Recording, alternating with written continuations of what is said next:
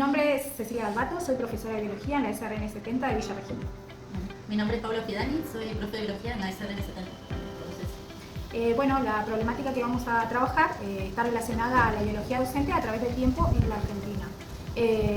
Bueno, mi personaje más que nada va a ser crítico desde un docente reflexivo y bueno, aportando esta mirada pedagógica. Bueno, mi personaje es más centrado en la historia y en los hechos políticos. En los orígenes de la educación en nuestro territorio tenemos que remontarnos a la época de la conquista, digamos. En ese momento la enseñanza estaba en manos de la iglesia, sobre todo de órdenes religiosas, y la educación tenía un fin evangelizador, digamos.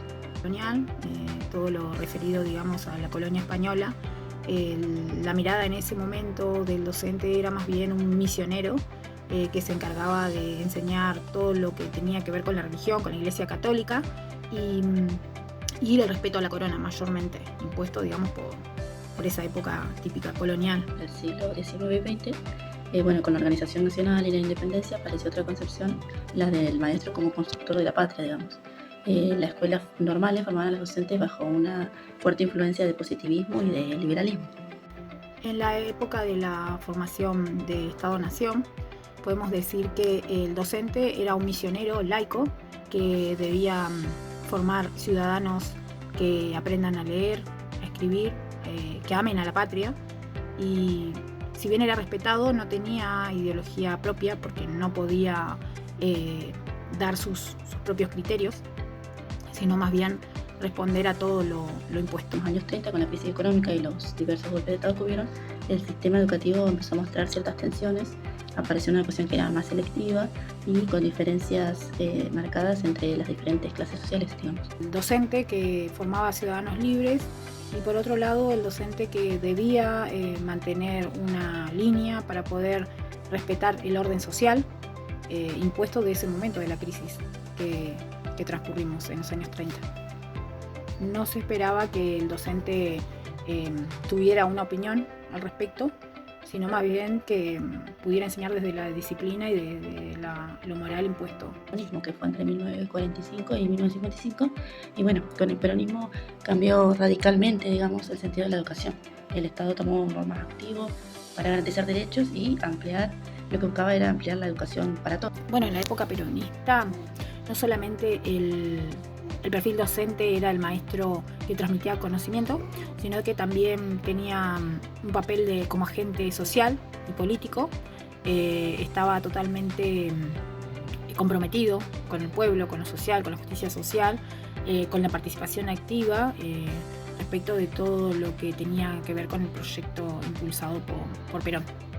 Pues en el periodo entre 1955 y 1983, con los golpes de Estado y las dictaduras, luego de la dictadura, del derrocamiento de Perón, volvió la censura y la persecución por ideologías, digamos, y bueno, cada dictadura imponía su propia visión de la educación, que era autoritaria y controlada, digamos, controladora. En el periodo de los militares, el docente era neutral, pero bueno, ese neutralismo estaba más bien impulsado por el miedo, ya que muchos docentes eran perseguidos y además eran puestos en esclavitud. Las escuelas eran espacios donde se transmitían los valores que querían imponerse por este movimiento militar. 1983 y 1989, que bueno, con la llegada de la democracia en el año 1983, que fue Alfonsín, el presidente que tuvimos, digamos, comenzó un proceso de reconstrucción educativa donde se recuperaban los valores como la libertad de pensamiento, los derechos humanos y la participación. Bueno, con el retorno a la democracia, el docente vuelve a formar su propia ideología, comienza a formar ciudadanos críticos con valor hacia la historia, hacia lo transitado, hacia lo vivido y a defender la democracia. El docente vuelve a participar en debates pedagógicos a través de la formación de sindicatos también.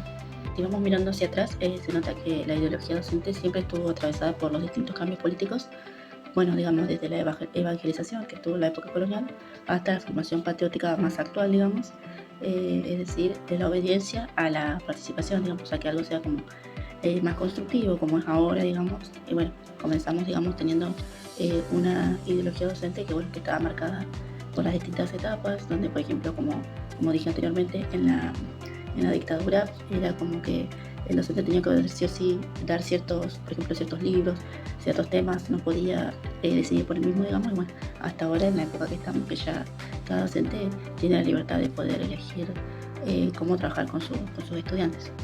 Hoy nuestro rol como docente es seguir formando una ideología crítica, transformadora, democrática, inclusiva, diversa, que apueste a la educación transformadora.